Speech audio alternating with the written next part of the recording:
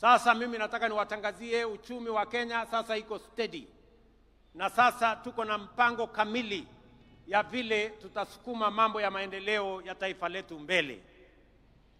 Vile vile viongozi wetu hapa walituuliza ya kwamba kuna barabara ingine ya kutoka Chuluni kwenda Zombe mpaka Mwitika.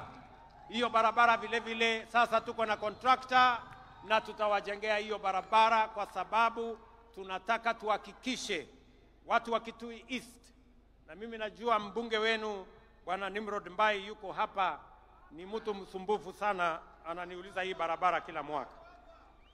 Vile vile nimeongea na mama anaitwa Rachel Nyamai ya kwamba barabara ya kutoka Ikudha kwenda Mudha mpaka Mutomo, hiyo barabara pia tuijenge, na tayari tumepata contractor wa kujenga hiyo barabara. Vile vile mnajua kuna barabara ilikwama kule Mwingi, ile barabara ya kutoka Kamuongo kwenda Kandwiwa. Hiyo barabara vile vile sasa tuko na pesa ya kukamilisha section ambayo ilikuwa imekwama pale. Vile vile nyinyi mnajua tumepoteza watu wengi, vile governor alivyosema pale Enziu Bridge. Hiyo daraja imekuwa daraja ya maafa.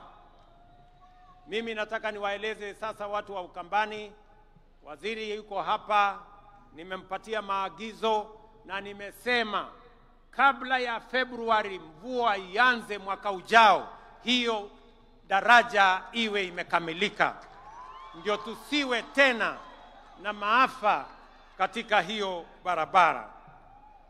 Tumeelewana watu wa Ukambani na Kitui?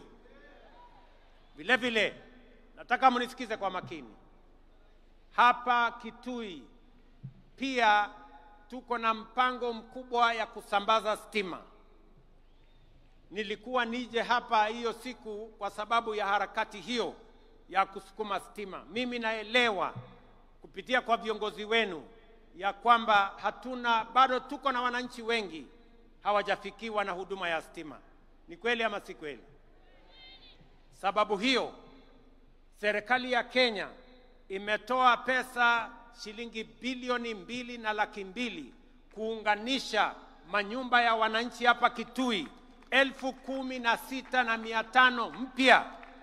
Between now and February next year, hizo manyumba 16,000 tutakuwa tumeziunganisha stima, na baadaye tutakubaliana, baada ya hiyo awamu tutapanga tena vile tutahakikisha kwamba stima inafika kwa manyumba zenu na tunaondoa giza, ndio shetani ashindwe.